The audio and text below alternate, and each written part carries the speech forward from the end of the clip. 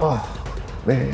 Honeygold. Lange. Oh, if I had the money. That one's crazy. Lange for me is the best watch brand in the world. Wow. Daniel, you pulled out a list of the best watches of 2025 so far by GQ. Yeah, well, let's go through the list.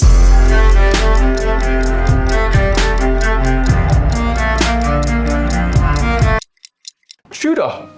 Wearing one at the moment. I'm wearing the sterling silver, the grey Tudor Black Bay 58. I put on one of my older yellowish, orangey-ish ostrich band, which completely, I think, makes the watch pop. Oh, I was gonna say the band with it is like so nice, like really light tan. That's great. Changing the color of the band probably makes more sense buying a watch with a colored dial that you can't change. You can put any color or band on this and you look like you're wearing a completely different new watch. I've been kind of doing that with my own Tudor, the Black Bay 36. You can mix it up. Look, especially Tudors, they're at a price point, especially now, second-hand market now. They've like, you can find some really cheap second-hand Tudors, right? Because they're not holding their value very well. Yeah. It's a perfect time if you got some money you are getting into your watch collecting or you want to buy a decent watch.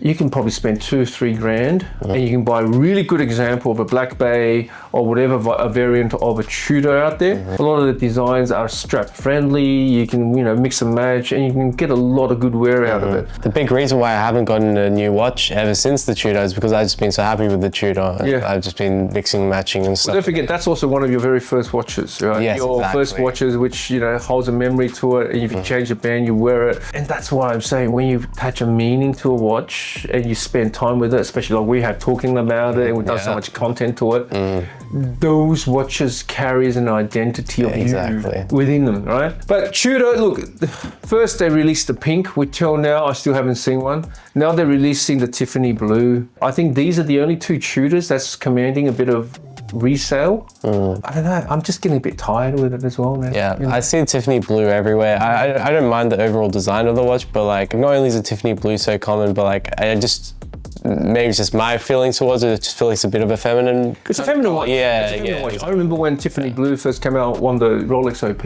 And I went to the shop believing me that if I put my name on the list, I can get myself a colored OP. And the guy would go, what color you want? I chose every color except for the Tiffany blue. He goes, you know what, Tiffany blue? I go, no, that's for girls. Yeah. If that was they make the Panda, which is a wild dial, I will have a wild dial face and they'll put like a turquoise band on it.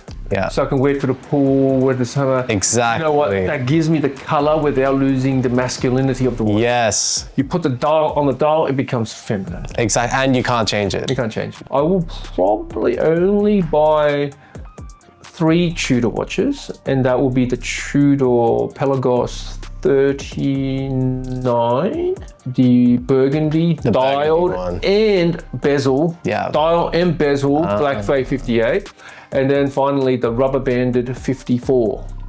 I think those 3 are where the sweet spot of Tudor is for me today anyway. Interesting. Wow. Nomos. It's been one of those brands that's a newcomer from Germany. They're making good watches, small little watchmaker. So many times I wanted to pull a trigger on one of the Nomos watches, but I had always fall short of it, whether be it their Bauhaus design, Tangente, whatever it's called, but there was just lacking something that really drew me into going, you know what, this is a good watch, Nomos. But then I saw this thing, I'm going, it's getting close. Right, it's got almost that Omega Speedmaster feel with the different color subdial. It's got the greens, contrast to the greens I like, right? You got the mossy green and you got the military green. There's enough things going on with the color pattern. You got white, you got silver, you got orange, you got blue, you got your dark green, right? And then you got the texture of the case and the bracelet. Now, that watch isn't going to get boring on you. What I respect about this, the balance. This range of colors could easily gone so damn wrong. But they've just done it so subtly. Who would have thought that you've got all these different shades of sort of mossy greens mixed together with And the that blue. the blue is very interesting. That it would go, because you would think green and blue doesn't go, right? Right. When you first look at it, you go, yep, nothing wrong. But the more you look at it, the more you see details, and the more you realize somebody put a lot of effort in designing this. $4,720. If it's AUD, I think that's a compelling price for what it is. You got a Worldtimer for under $5,000. But if that's USD, so that's works out to be about 7,500 Australian dollars. A bit pricey now, but again, still wait a few years and see what you can snag up in the aftermarket. What band would you be kind of wearing with that kind of thing? That's an interesting question. I will keep it on the metal bracelet, but I will also try to put on like a nice sturdy NATO or a vintagey cognac slash burgundy leather. Nomos, finally, I am seeing something that is rather compelling, rather compelling. Chopard. Now, I love Chopard. This is straight out of their vintage catalog. They're doing a re-release. And the reason why I love Chopard is that, generally speaking, these watches, Chopard of the dress watches, usually they have a micro rotor. So it's a little wheel inside that spins around as opposed to a giant one at the back, right? Beautiful watch, super good, but I say don't buy it. Why? Go buy the vintage version. Right, fair. Because you can probably pick that exact model up, precious metal, albeit, yes, it's from the 80s and so forth, for about 10,000.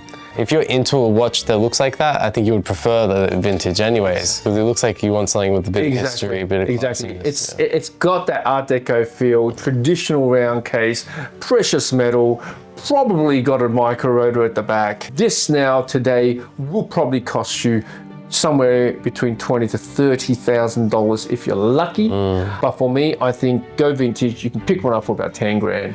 Happy days. Yeah. I've always said this.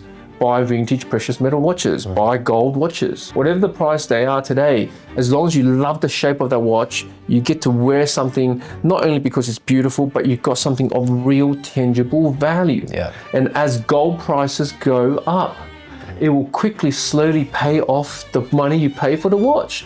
And before long, the value of the gold in the watch would already more than pay for what you spend on the watch. And therefore, what you have left in the end is the watch as a bonus, over and above. So that's the only way your watch is going to keep value. Oh, man. Flamingo. Lange. Oh. Take my advice and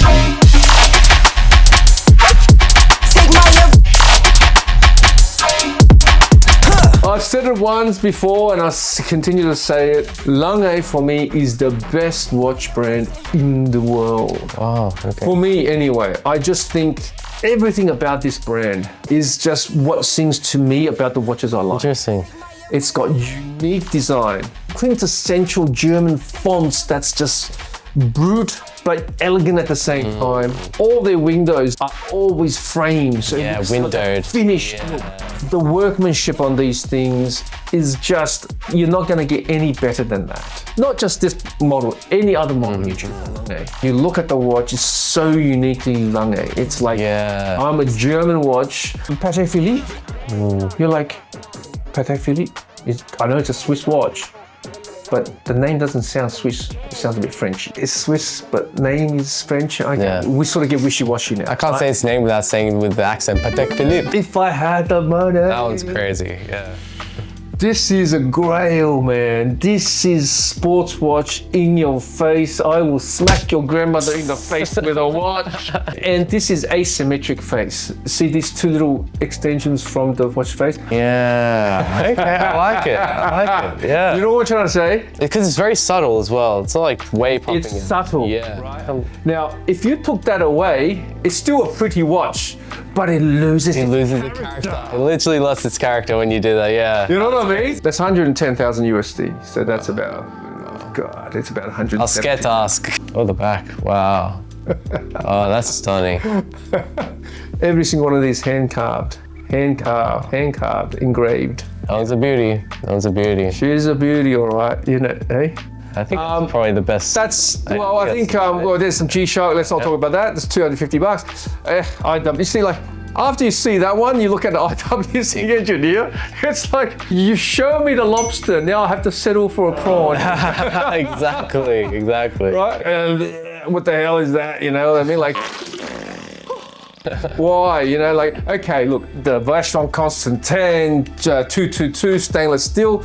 Yes, okay, I will give it an honorable mention.